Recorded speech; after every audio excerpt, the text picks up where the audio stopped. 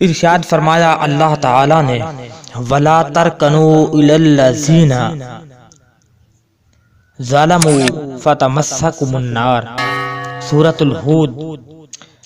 ترجمہ: اور جن لوگوں نے ہماری نافرمانی کی ان کی طرف نہ جھکنا اور نہ ان کی طرح تم کو بھی دوزخ کی آگ لگے گی، یعنی جن لوگوں نے ہماری نافرمانی کی ان کی طرف نہ جھکنا اور نہ ان کی طرح تم کو بھی دوزخ کی آگ لگے گی۔ فائدہ: مطلب یہ ہے کہ اے مسلمانوں، ہمارے رسول محمد صلی اللہ علیہ وسلم کا طریقہ چھوڑ کر تم کافروں اور فاسقوں کا طریقہ اختیار مت کرو، ورنہ تم بھی ان کی طرح دوزخ کا مزہ چکھو گے۔ حضور صلی اللہ علیہ وسلم فرماتے ہیں کہ جو شخص کسی قوم کا سا طریقہ اختیار کرے وہ اسی قوم میں سے ہے۔ حدیث ابو داؤد۔ قرآن و حدیث سے یہ بات ثابت ہو گئی کہ جو شخص اللہ و رسول کے بتلائے ہوئے طریقے کو چھوڑ کر کافروں اور فاسقوں کا طریقہ اختیار کرے گا تو وہ گناہ کرنے میں انہی کے برابر ہے۔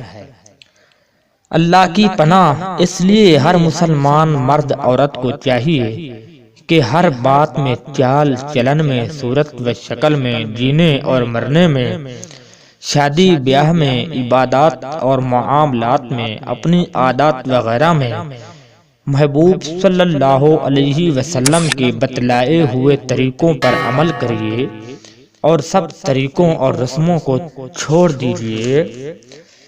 مسلم شریف میں حضرت جابر رضی اللہ عنہ سے روایت ہے کہ رسول اللہ صلی اللہ علیہ وسلم نے فرمایا کہ قیامت میں ہر ایک آدمی اسی حالت میں اٹھایا جائے گا جس حال میں وہ مرا ہوگا۔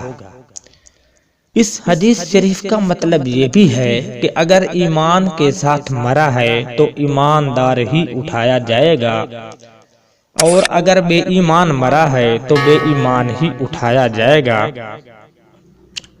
اور فاسق و فاجر یعنی حضور کے طریقے کے خلاف حالت میں مرا ہے تو اسی حالت میں اٹھایا جائے گا۔ بس اسی میں خیر اور بھلائی اور نجات ہے کہ رسول پاک صلی اللہ علیہ وسلم کے طریقہ پاک پر چلے اور مرے۔